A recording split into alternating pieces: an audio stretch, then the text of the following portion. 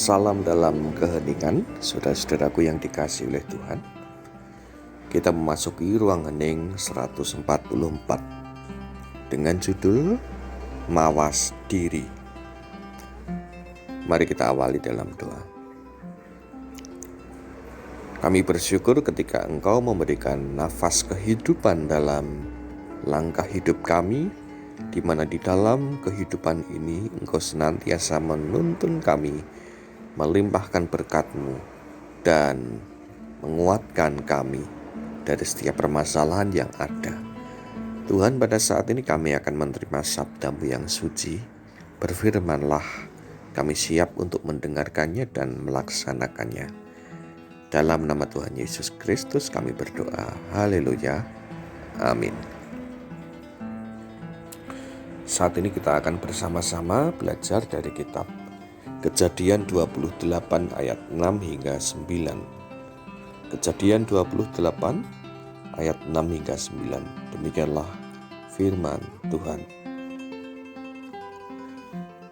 Ketika Esau melihat bahwa Iskak telah memberkati Yakub dan melepaskannya ke Padan Aram untuk mengambil istri dari situ, pada waktu ia memberkatinya, ia telah memesankan kepada Yakub, janganlah ambil istri dari antara perempuan Kanaan.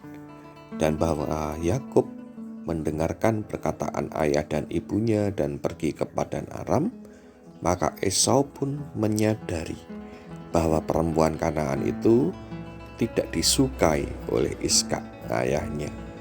Sebab itu ia pergi kepada Ismail dan mengambil Mahalat menjadi istrinya, di samping kedua istrinya yang telah ada. Mahalat adalah anak Ismail, anak Abraham, adik Nebayot. Demikianlah firman Tuhan. Yang berbahagia kita yang menerima sabda Allah dan yang melakukannya. Salam sehat dan bahagia saudara-saudaraku yang dikasihi oleh Tuhan. Pada saat menghadapi permasalahan, yang sering kali terjadi adalah kita cenderung menyalahkan orang lain. Kita seringkali menuding orang lain sebagai pihak yang bersalah atas masalah tersebut. Kita sangat jarang melihat kesalahan dalam diri kita sendiri. Kita seringkali menganggap diri kitalah yang paling benar dan orang lainlah yang bersalah. Saudaraku yang dikasihi Tuhan, Esau dalam menghadapi permasalahannya mencoba untuk mengoreksi dirinya sendiri. Ia mencoba mencari kesalahan dalam dirinya. Ia bertanya ke dalam dirinya sendiri, kenapakah relasi atau hubungannya dengan ayahnya serta ibunya kurang harmonis. Ternyata masalahnya adalah bagaimana Iskak dan Ribka tidak menyukai istri-istri Esau karena mereka adalah perempuan Kanaan. Esau pun kemudian pergi menjumpai Ismail, pamannya. Esau kemudian mengambil Mahalat, anak Ismail, sebagai istrinya. Saudaraku yang dikasihi oleh Tuhan, seperti halnya Esau yang mencari kesalahan dalam dirinya dan mencoba untuk memperbaikinya, marilah kita juga mengoreksi diri dalam menghadapi permasalahan. Mari kita belajar untuk tidak hanya menyalahkan orang lain saja, tapi berusaha mawas diri, mencari kesalahan dalam diri kita sendiri, bertanya ke dalam diri kita apa yang salah dalam tindakan dan perbuatan kita, dan mari kita mencoba untuk memperbaikinya. Amin. Mari kita berdoa bersama. Tuhan, seperti halnya Esau yang mencoba untuk mawas diri, menemukan kesalahan dalam dirinya dan tidak menyalahkan orang lain. Disinilah bagaimana Esau kemudian memperbaiki kehidupannya, memperbaiki kesalahannya, sehingga relasi hubungannya dengan orang tuanya menjadi harmonis, menjadi baik kembali. Dan mampukan kami Tuhan untuk dapat mawas diri, bukan hanya menyalahkan orang lain, tapi juga mampu melihat kesalahan dalam diri kami sendiri.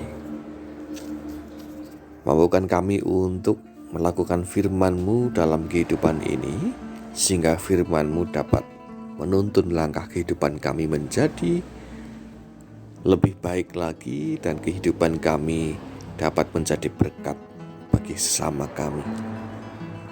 Pada saat ini berkatilah kami Tuhan, tuntunlah kami dalam kehidupan ini. Di tengah-tengah setiap permasalahan yang ada, mampukan kami untuk berserah hanya di dalam Engkau, mampukan kami untuk berharap hanya di dalam Engkau. Terkhusus pada saat ini dalam masa pandemi COVID-19, mampukan kami untuk memiliki pengharapan hanya di dalam Engkau, menyerahkan kehidupan hanya di dalam kuasa-Mu. Berkati juga setiap langkah kehidupan kami Tuhan. Mampukan kami untuk dapat melihat rancangan-Mu adalah rancangan yang indah bagi kami. Engkau telah menata setiap kehidupan kami dengan sempurna. Dan di sanalah kami yakin dan percaya Engkau akan membawa kami ke dalam kehidupan yang indah, ke dalam rencana yang indah. Terima kasih Tuhan. Pada saat ini pun kami mengingat saudara-saudara kami yang sakit, saudara-saudara kami yang bergumul dengan permasalahan-permasalahan hidupnya. Kiranya Engkau memberkati mereka, Engkau menguatkan mereka, Engkau menyembuhkan mereka, Engkau memberikan damai sejahtera dalam kehidupan mereka. Terima kasih atas firman-Mu, dan terima kasih atas kesempatan di mana kami bersekutu di hadirat-Mu. Setiap harapan dan ungkapan syukur kami dalam doa ini, kami serahkan hanya di dalam kuat kuasa-Mu saja. Dan doa ini kami panjatkan dalam nama Tuhan kami Yesus Kristus. Terpujilah nama-Mu kekal untuk selama-lamanya. Haleluya. Amin. Demikianlah kita telah bersama-sama merenung di ruang hening. Dan sampai jumpa di ruang hening selanjutnya. Tuhan memberkati kita semua.